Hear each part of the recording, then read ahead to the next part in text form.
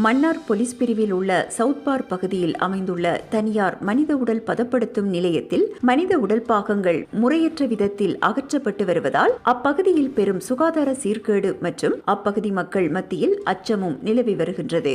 இந்நிலையில் மன்னார் நகரசபைக்கு கிடைக்கப்பெற்ற முறைப்பாட்டுக்கு அமைவாக நகரசபையின் தவிசாளர் துரித நடவடிக்கைகளை மேற்கொண்டுள்ளார்.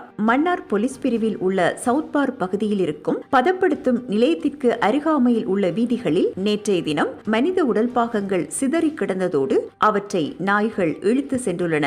நீண்ட காலமாக இந்த நிறுவனம் மனித எச்சங்களை சரியான முறையில் அப்புறப்படுத்தாமல் மக்கள் நடமாடும் பகுதிகளுக்கு அருகிலேயே அவற்றை வீசி வருவதாக பொதுமக்கள் குற்றம் சாட்டுகின்றனர். இதனால் அப்பகுதி முழுவதும் கடும் துர்நாற்றம் வீசுவதுடன் தொற்று நோய்கள் பரவும் அபாயம் ஏற்பட்டுள்ளதாகவும் பிரதேச மக்கள் தெரிவிக்கின்றனர்.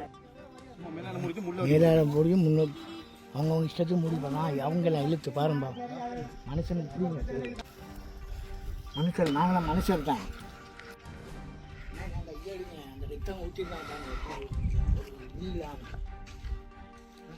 இவ்வளோ காலம் நடந்திருக்கு, ஒரு காலம் நாள் கிடைக்கும், ஒரு ரிப்போர்ட் கிடைக்கும். உறவுகள் அனைவருக்கும் வணக்கம். என்னென்னா இப்போ நாங்கள் நிற்கிற இடம் சவுத் பார்க் மனித உடல் பதப்படுத்துகிற இடத்துக்கிட்ட நிற்கிறோம். இன்பம் பண்ணுற இதுக்கிட்ட நிற்கிறோம்.